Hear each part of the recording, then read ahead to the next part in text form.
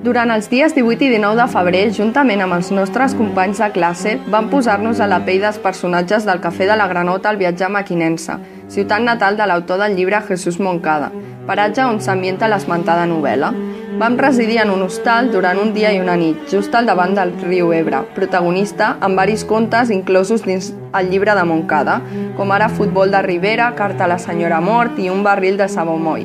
Resseguint el paisatge, com bé es veu a les fotografies, veiem la zona on els barquers transportaven mercaderies com ara carbó, materials i menjar, tot creuant el riu. Àrea on també embarcava el llaüt, conegut com el llampec, que duia el famós barril de sabó moll que va pujar en Florenci carrer amunt per arribar a la botiga de l'Adelaida.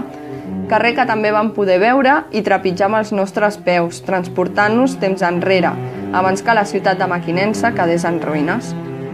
A més, vam tenir la sort d'endinsar-nos a una de les moltes mines de carbó ubicades al llarg de tota la zona de l'Ebre i el Segre, on casualment hi treballaven varis dels jugadors presents en futbol de Ribera, entre altres treballadors de la zona com s'esmenta en la novel·la. Però com bé vam comprovar, el popular camp de futbol on jugava l'equip local se va menjar al riu i per tant no vam poder veure'l. Tot seguit, després d'una interessant visita guiada a de tots aquests paratges, vam passar diverses hores dins el museu dedicat a l'autor de l'obra que estem treballant, on vam acabar de polir els nostres coneixements sobre la història d'aquest poble.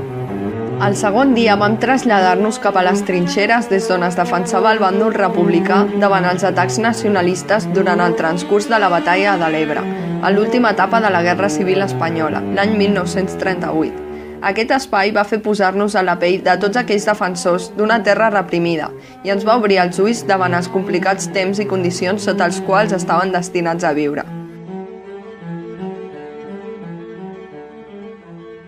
Tot seguit vam anar fins a Corbera d'Ebre, un dels pobles protagonistes d'aquesta dura batalla, i així vam gaudir d'una entretinguda ruta per tots aquells carrerons, monuments i museus on cada racó amava una petita història.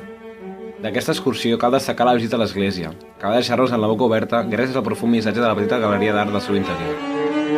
I per concloure aquesta única experiència, al caure a la tarda vam visitar un memorial dedicat a totes les víctimes de l'esfereïdora batalla de l'Ebre.